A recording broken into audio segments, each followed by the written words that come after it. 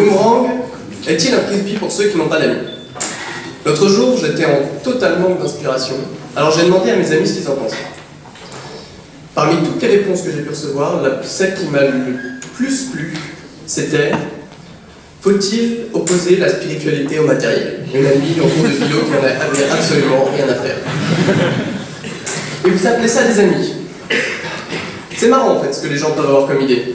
Une amie m'a écrit un poème, c'était assez drôle. Et ma cousine m'a répondu: vous n'avez donc rien à faire dans vos écoles? Un autre ami m'a dit, avec un petit sourire: bon courage. Ceux qui me font croire qu'ils n'ont pas d'humour, enfin bref, c'est assez drôle. Il y en a même une qui cherchait un deuxième sens au sujet, qui dit: si, il y a un deuxième sens caché, il y a quelque chose que tu ne vois pas, et... ouais, en fait non. Personne ne m'a donné quelque chose d'intéressant, que ce soit qu'il soit de mes amis, de ma famille, de mon ordre, de mon rang, celle que j'ai choisie, celle que je ressens dans cette armée de simples gens. À la recherche de quelque chose de plus consistant, je suis tombé sur cette excellente définition par Claude François. Ça s'en va, ça rien, je dirais. En effet, le boomerang, c'est ce bout de bois qu'on lance, et qui, bien lancé bien sûr, est censé finir par vous revenir dans les mains. C'est un engin très vieux, puisqu'il s'agit avant toute chose d'un engin de chasse primitive, et il est devenu depuis de nombreuses années déjà un loisir, comme le frisbee d'ailleurs, qui lui est ce disque que vous lancez et qu'un ami est censé récupérer. Mais le boomerang est-il un frisbee pour ceux qui n'ont pas d'amis? Mais attention, pas n'importe quel boomerang. Le boomerang authentique, le vrai boomerang, pas ceux qu'on trouve dans les bazars pour Sydney, les bazars pour touristes de Sydney ou de Canberra. Le boomerang primitif, celui qui armait les fiers guerriers australiens depuis la nuit des temps. Ce boomerang-là, quand il est bien lancé, a une dynamique, un mouvement dans l'espace que je qualifierais de miraculeux. Il peut décapiter un kangourou à 50 mètres. Cette citation, vous l'avez reconnue, est tirée de la célèbre pièce de théâtre Le Dîner de cons.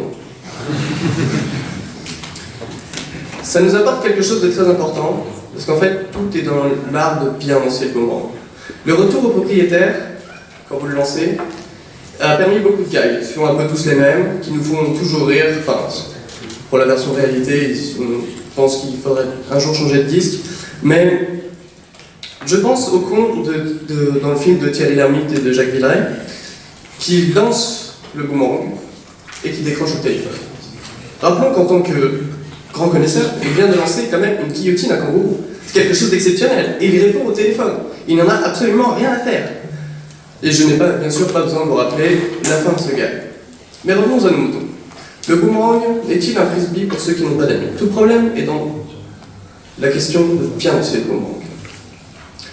Pourquoi?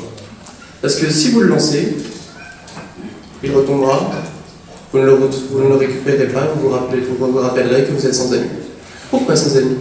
Êtes-vous un Alceste ou tel un Cyrano misanthrope dirait déplaire à mon plaisir, j'aime qu'on me haïsse? Un grand penseur de notre époque a dit: si t'as pas d'amis, prends un curry. C'est d'ailleurs moins dangereux qu'un boomerang, enfin a priori. Je parle pas de ceux qui sont saveurs barbecue, on sait pas trop ce qu'il y a dedans. Donc personne ne vous aime. Pauvre chou. À votre sujet, Calimero a même dit: c'est vraiment trop injuste. Vous êtes, pour la vie, seul, esselé et solitaire, comme dirait Sid. Mais admettons que vous n'ayez pas d'amis. Pourquoi le boomerang? Pourquoi espérer qu'il vous revienne dans les mains?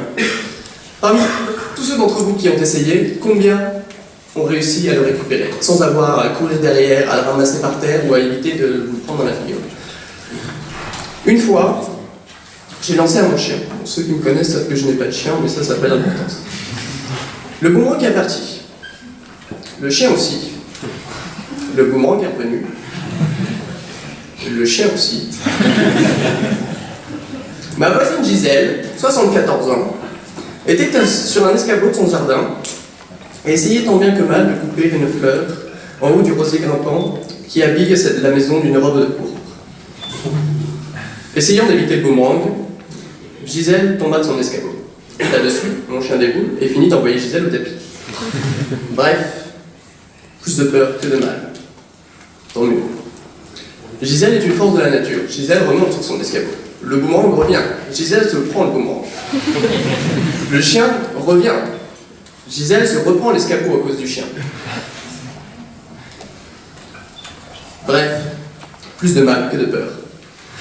Cette fois, j'en étais sûr, les chiens ont vraiment un problème. Pourquoi donc ce boomerang? Il existe bien d'autres occupations bien plus intéressantes. La natation, par exemple. Si vous aimez nager.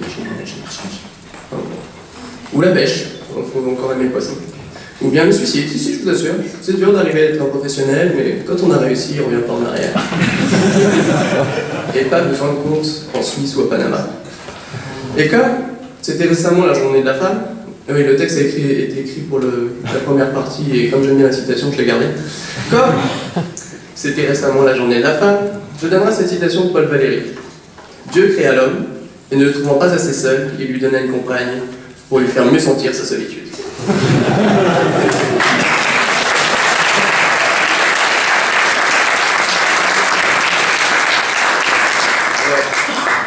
Vous êtes seul, sans amis, vous ne savez pas quoi choisir entre le boomerang et le frisbee.